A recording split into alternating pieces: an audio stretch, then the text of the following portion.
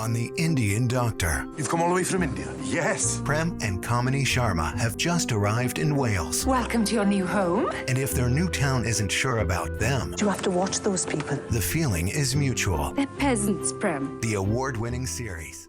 Need a good drama to dig into? Let us introduce The Indian Doctor. All 3 seasons are now available here in Colorado only on PBS 12. Go to pbs12.org/passport to binge.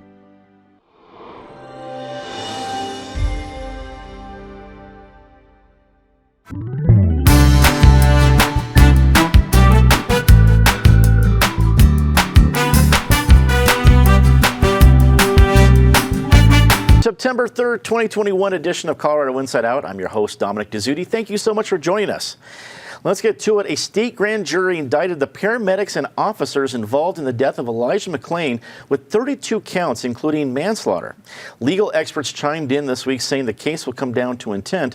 And as prosecutor, Colorado Attorney General Phil Weiser says that while this will be a difficult case to prosecute, the goal is to send a clear message that everyone is accountable under the law. Patty Calhoun from Westward, this not only made headlines in Colorado, but this is going to be a case the entire nation is watching, setting a variety of precedent. And a lot of folks talked about how this doesn't even come up as a grand jury investigation that leaves these charges, if not for the protests we saw last summer. Of all the different angles to this, what struck you this week? Well, this is a long time coming, and it's not nearly over yet. It was 2 years ago, August 30th, that Elijah McClain was taken off life support after a violent encounter with Aurora police for nothing more than walking home, dancing and looking a little weird. And there was a call made on 911 to the Aurora Police Department, said someone was acting strange. The caller didn't even say it looked dangerous or there was a crime. But those cops came, took down Elijah McClain, wound up calling the paramedics because he was unconscious after they sat on him and put him in a carotid hold. And then they injected him with ketamine, which is going to be one of the more tricky things, I think, about these charges, because at the time it wasn't illegal to use ketamine. It was wrong to use as much as they did on a very slight black boy, 23-year-old young man, who, when they used enough for a 200-pound man. So the whole behavior was horrible, but the Aurora police behavior and the cover-up afterwards was worse. I mean, we had the district attorney after 2 months say nothing bad happened. We followed it from the start, and you could see things building even before the George Floyd protests. But that momentum took it further. You have FBI investigations, you have Justice Department investigations. Those might have happened anyway. Polis putting Weiser in charge of this grand jury investigation, or in charge of the investigation, then Weiser called the grand jury. That really moved it along. And everyone on August 30th, the anniversary date is, where is the grand jury? Well, the next day, they were surprised by how tough those grand jury charges were. Penfield Tate joins us, attorney with Tate Law, and of course a former state lawmaker.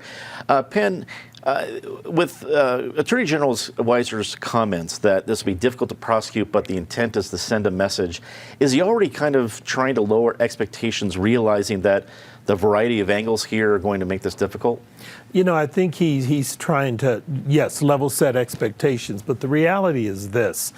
Convening the grand jury, and then once the indictment's handed down, this is a matter you have to prosecute, because as Patty said, the reality is Elijah McClain is dead for doing nothing. He was in his neighborhood, he went to the store, he was walking home. Someone called and said he looked suspicious. We don't know who the caller was. And given the history of policing in this country, someone may have called just because he was a young black man walking down the street. You never know. But he's walking home minding his own business, and he gets roughed up by police officers, each of whom is probably 2 or 3 times his size, and now he's dead. And for the DA to say that nothing inappropriate happened here is problematic. If there are 5 people and 1 citizen and the citizen's dead, something happened and something inappropriate occurred. And you know, what I really find offensive with this, and I'm glad Phil is doing this, is when the police union said he violently resisted. this was a scrawny little kid compared to these grown men whipping up on him and injecting him with a drug. He didn't violently resist. To the extent there's body cam footage, you see all of that. So this is a case that had to be brought. It had to be put forward in this fashion. We'll see how it plays out. If grand jurors indicted, it'll be interesting to see how a jury of peers evaluates the evidence in this case. Well, making your premiere here in Colorado Inside Out, it's great to welcome Michelle Ling, founder of Novitas Communications. Michelle, it's great to have you here. There are a whole lot of angles to this, and it feels that there's going to be a large national microscope on this case. It's not just a Colorado issue. This is going to be the entire nation watching. Lots of different pieces to this between paramedics involved, the drug ketamine, police officers. As you looked at this issue this week, what struck you as what is probably what we're going to be talking about as we move ahead? You know, what really struck me is that this is someone's son, this is someone's brother, is the lack of humanity of it. The Attorney General Weiser is 100% right to bring charges. We have to hold our first responders to a higher standard of conduct. We have to hold them accountable. You know, I think that if you talk to any police officer, they would agree with that. And so I think that, you know, this was absolutely right and it was absolutely called for. Also making a debut here at the panel, Andy McNulty, a civil rights attorney with Kilmer, Lane, and Newman. Andy, it's great to have you here. With all the various angles, we're also hearing from legal experts, at least today in the Denver Post, that there's a tricky precedent here that could affect how first responders, and especially paramedics, are going to be handling their job. And it comes down to a lot of different things that, while there's been a lot of work, at least attention to police officers, hasn't been a lot on paramedics, and this could be impactful, especially with your work in civil rights. What do you think we should be paying attention to as this moves forward? Yeah, you know, you talked about the paramedics, and they're just as wrong in this situation as the police officers, and they're not getting as much of the attention. But to inject a man like Elijah McClain, a boy like Elijah McClain, with that much ketamine is a criminal offense. You know, that's murderous intent, it's manslaughter, and Phil Weiser did the right thing in charging the paramedics. But the thing that struck me about this case is it shows just how guilty the entire system is. This came years after Elijah McClain was killed. The local DA didn't do anything. The police engaged in a cover-up. No one's been held accountable at the higher levels of government in Aurora. And, you know, I watched an interview the other day with Wayne Mosley, who's Elijah McClain's father, and he said, all black folks in Colorado fear the police. We have to change that system before anything is going to change. And this is a small first step in making sure that law enforcement officers and paramedics aren't above the law, but there needs to be more that needs to be done. We need to make sure that police officers are accountable and hold them to the same standards as everyone else. We'll certainly be talking about this for many weeks ahead. The Mesa County clerk and recorder debacle continues this week. I feel like we should be playing soap opera music when we talk about this story. Deputy County Clerk Belinda Kinsley is facing charges of cybercrime and felony burglary. The charges are not related to accusations of leaking election data. Instead, they're based on a report that Kinsley had attempted to print a document at the clerk's offices using a colleague's code despite having been placed on administrative leave. Can we start with you on this one? We just recently had a new radio station join the Colorado Inside Out network, if you will, out in Montrose, and we're so excited to have KVNF on board. I didn't realize we'd have this much Western Slope news to report about, but Mesa County is now the hotbed of, I guess, a little craziness. What do you take of these latest charges filed in Mesa County? Well, first I will say that the theme music for this whole situation needs to be the Twilight Zone, and we need Rod Serling to come out and talk about submitted for your consideration. This is really one of these deals where truth is stranger than fiction. So the person who's now been charged, Belinda, is a deputy clerk who previously was using the station of Clerk Peters, who went AWOL after allegations of letting people improperly access the election equipment. So she's using her boss's station and then trying to get someone else to log on with another person's code and print stuff for her. And I know our lead-in says the two things don't seem to be related. I don't believe that at all. I don't believe that for a hot minute. This is all interconnected. It's all interrelated. And I'll bet you the truth when it finally comes out is going to be weirder than anything anybody could have imagined. I think it all relates to QAnon and the former president and maybe the congressperson from that district. I think it's all tied together, trying to do something weird with voting or election machines, or to build a case against the company that manages the voting machine system. But you know, it's amazing what people will do and put themselves at risk to perpetuate a fraud and some weird conspiracy theory. But we're seeing it in full effect out in Mesa County. You know, Michelle, just when we thought it was going to cool off, Mesa County heated up again. As a communications consultant, you've worked with a lot of different people. If Mesa County calls you up for some advice on handling crisis management communications, what are some of the things on your mind when you get that call? The things on my mind are just stop being weird. Just knock it off. I mean, on some level, I do take very seriously good government. I take very seriously voter fraud or any kind of tampering with votes. However, was this like a 600-page document, full color, back and bound? I mean, I don't know. This just doesn't seem like to me. It seems like a waste of prosecutorial resources. But like Penn said, this is probably all just part of some weird thing that's going to get bigger and weirder. Yeah, bigger and weirder indeed. Andy, it also feels that this is going to throw fuel on the fire. It's not as if Mesa County was the linchpin county in Colorado. It wasn't where the results were really in question. There's not enough people there to really sway it one way or the other. But it's just enough to continue the conversation, which seems just to be adding smoke. We're going to be hearing about this for a while. I think so. Across the country, there's an old saying, pot calling the kettle black. Well, this is a situation where the pot's calling the kettle black, but the kettle's not actually black. We have Republicans claiming voter fraud when they're actually the ones engaging in voter fraud. This is a situation where we've seen across the country with con men, grifters, and now potential criminals who are engaging in voter fraud, crying out that the other side is actually engaging in voter fraud. And it's an interesting dichotomy. I don't think it's going to change. It's happening more and more and more. We see elected officials from the Republican Party say it. This is just the Colorado version of that. If you're an elected official and you think that President Trump won the 2020 election and you are in charge of voting, I don't think that you're fit to hold office. That's plain and simple what I believe. Patty, I do not envy Wayne Williams, who's being called in to clean this mess. And first he needed a mop and bucket. At least now he's going to need a hazmat truck to figure this out. But he seems like the right guy that people on both sides of the aisle will trust to figure it out. Did his job get tougher this week? Oh, I think his job became more fun, probably. Let's remember that when Wayne Williams was the Secretary of State, Republican, he's the one who oversaw the process to bring in equipment that could audit our elections. That's what gave Colorado the gold standards. And he's the one who recommended Dominion Voting Systems get that contract.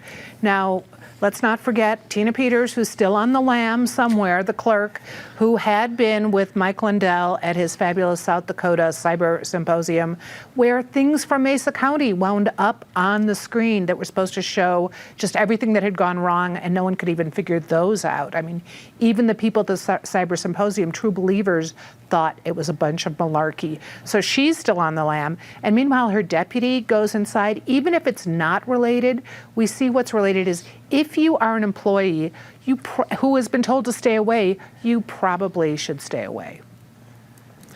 It keeps getting a little crazier, so if you like Mesa County, you're going to love this one.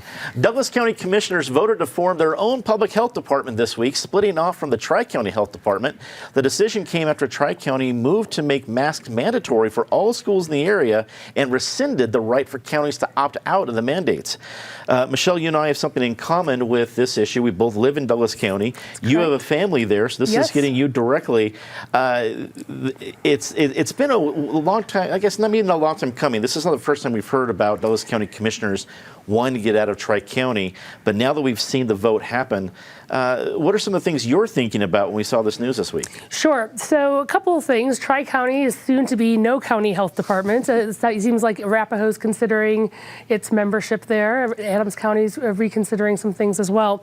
So there's a couple of ways to look at this, right? You look at this as from the issue of government. So should they have done this? Well, according to the county commissioners, they are receiving 90% positive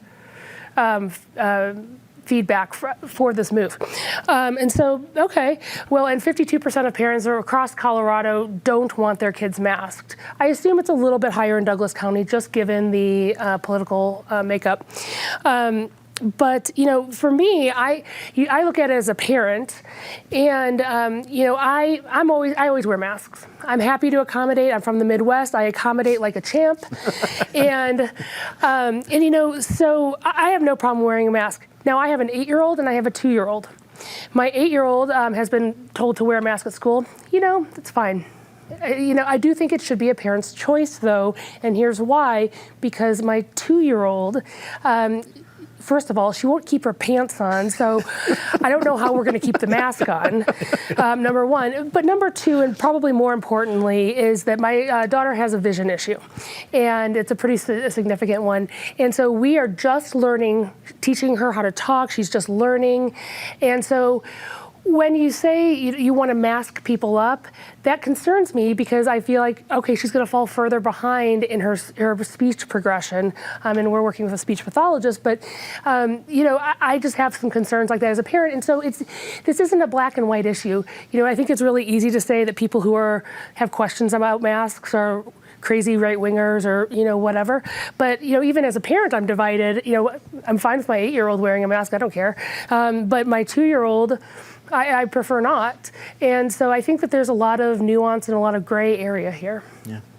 Andy, this is, I guess, as a Douglas County resident, one of the questions I had was, okay, fine, but how much is this going to cost me as a taxpayer in the county compared to what we do, or at least what Douglas County was as a member of Tri-County? It's fine to make the decision, but there probably should be a little bit of forethought into it, not just, I'm going to up and move and buy a house. Well, we should probably know the price first, but that's for commissioners to figure out.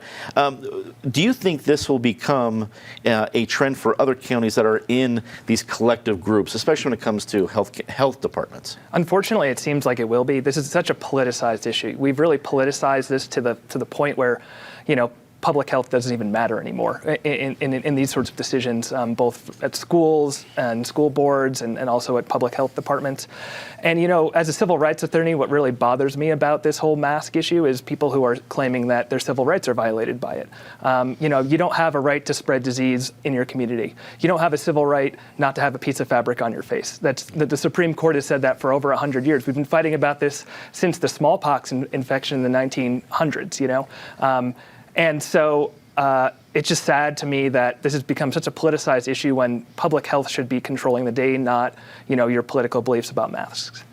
I imagine if you think that being told to wear a mask in a certain place, you feel that your civil rights have been violated, it probably means that your actual civil rights have never been violated. Exactly.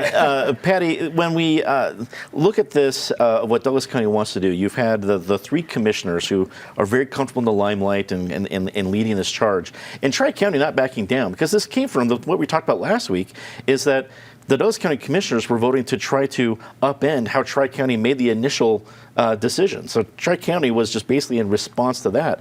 So I don't know where this goes, but reading this kind of craziness, it's not going to end anytime soon. What's your take? Well, first, Michelle, your daughter needs to know you do not have a civil right not to wear pants. Right. Everyone at this table has discovered that. Well, this has been going on down there in Douglas County for over a year. What we have to remember is that it's expensive to set up a competent health department. Now, competent could be the key. Tri-County is definitely competent. Jefferson County used to be part of Tri-County. Jefferson County has set up a far stricter health department than Tri-County is. Jefferson County has been out there with mask mandates earlier, with social distancing earlier. They have taken a very proactive stance. They've been a very good health department in a lot of ways, but it's not cheap. And I think what's happening is Douglas County hasn't quite figured out what it would cost to actually put in a health department. They'll find out soon. Penn, I think about the other things the health departments take care of, and I wouldn't consider it a political issue that restaurants are mandated to keep food at a certain temperature, or that employees are washing their hands, or other things are going well. That wouldn't be something I want to kind of leave to whatever whims are in a particular commissioner's mind. Are we going to start getting into the other things health departments do as other commissioners and counties consider doing this? Yeah, you are. And my sympathies for you and Michelle, but this is going to be massively expensive. And the commissioners have reacted from a political perspective without taking into consideration the practical ramifications. They've now got to duplicate and replicate everything Tri-County did across 3 counties in just 1 county and pay for it all themselves.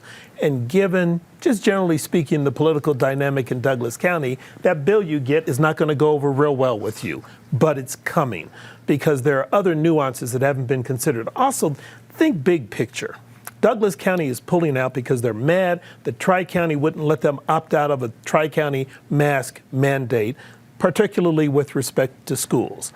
Nobody is saying that Tri-County's analysis of the data and looking at the science and the medical issues are wrong. They're just saying we don't like it and we don't want to do it, so we're quitting. What happens when they create their own health department and people say, oh, we don't like that, we're opting out. We don't care if you are the Douglas County Health Department, we're not doing it. They're setting themselves up for a bigger problem in a longer term fight, because if you don't give anybody else credibility, there's no reason for anybody to bestow it upon you. This is another mess.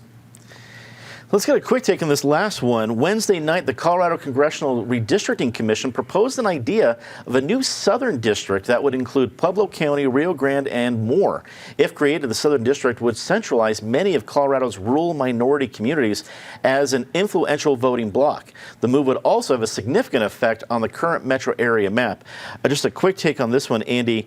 This really upended everyone's expectation of the new Congressional District 8 was going to go. It could be a whole new map in just a couple of weeks.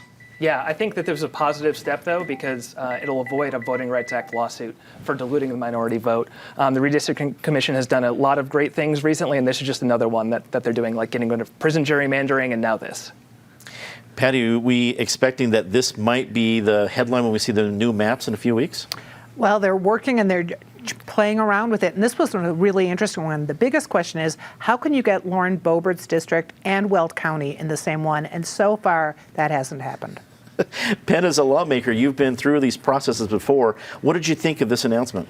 You know, I found it interesting because I think many of us expected the new district to be further north to sort of create a majority-minority district in the metro area that was Latinx leaning.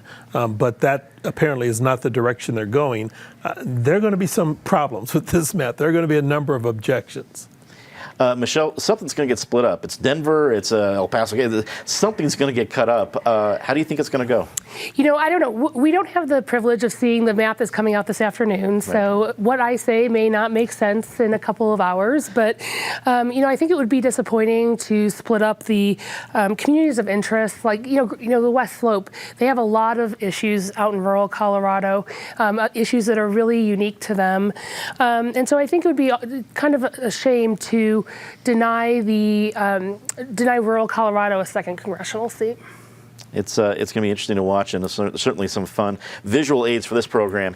It is time for our very favorite part of the show, Disgrace of the Week. As always, Ms. Calhoun, please start us off. Well, I may not like what Candace Owens says, and in fact, I don't, but if I were running a COVID testing operation in Aspen, of all places, if she walked in and asked for a test, you would realize you have to give her one. Penn.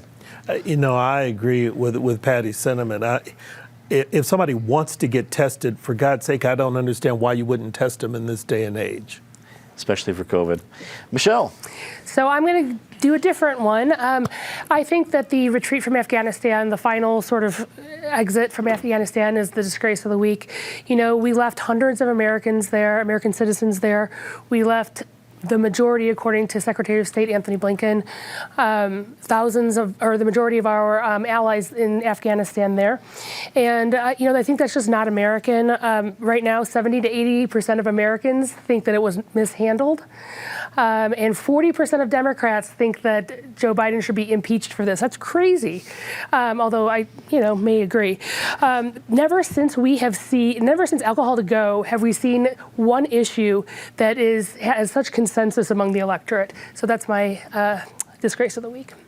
Andy. Yeah, mine is there was a sweep of a homeless encampment over by the Four Winds Indian Council. These sweeps have been going on through the pandemic against CDC guidance. This one involved indigenous folks in Colorado. Weeks after Governor Polis issued a proclamation rescinding some of the atrocities that happened in the past, but this happened on his watch. It's another atrocity. It's a disgrace of the week. Time to say something nice about somebody. Patty? I wasn't able to go to Dick Lamb's memorial service, but I heard it on the radio as I was driving. So impressive, just remembering everything he had done and the people who worked for him and spread out and did other great things for Colorado. We cannot forget that he is the one who led the fight to liberalize abortion laws in Colorado. Colorado was the first state to really give women that right. And to hear about that at the memorial and see then what is happening in Texas was an irony you wish you didn't have to see. Penn. Yeah, the tributes to Governor Lamb were well deserved, and his impact on the state. Also, get out and enjoy the taste of Colorado.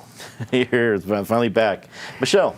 Well, I'm going to have to use this to wish my son a happy birthday. It was his birthday this past week, and so I will use it for that. Michelle, I have blatantly abused this chair to do the very same thing. So few people get a chance to say wish a family member happy birthday on TV, so I'm glad you took advantage of that. Good, well done. Andy. The thing that was inspiring to me, and this is weird, is the backlash to the really restrictive abortion law in Texas. People rallying together saying this is not right, this is not the America that I believe in, was inspiring to me. It was interesting to see the reaction not only to that law, but also the voting law gets passed at the same time. Texas brought a whole lot of attention to themselves. It's going to be interesting to see that. And I will echo the remarks from both Patty and Penn with my say something nice to Governor Dick Lamb and his memorial, specifically how many people from different walks of life and different parts of the political spectrum were all there paying tribute, and also talking to each other and sharing a variety of conversations. As I was telling everybody here before we roll tape, watching Dick Wadhams, a known Republican strategist, longtime great big Republican wins he's taken care of, talking and joking with Senator Michael Bennet is not something you would see every day, and you saw that in various forms throughout the memorial service, and also in what was mentioned. It was not just one issue. There was a whole lot of different issues that Governor Lamb was willing to take on, whether it be popular or not. And it's hard to think of now whether you're a statesman or a stateswoman who would have that kind of impact to draw that many people from all sides of the spectrum with equal amounts of respect. Sad to say that is rare, but certainly interesting to see, and it was fun to see at the memorial service, and everything was well done. That is all time we have for Colorado Inside Out this week. On behalf of everybody here at PBS 12, I'm Dominic Dezzutti. Thank you so much for watching. Good night.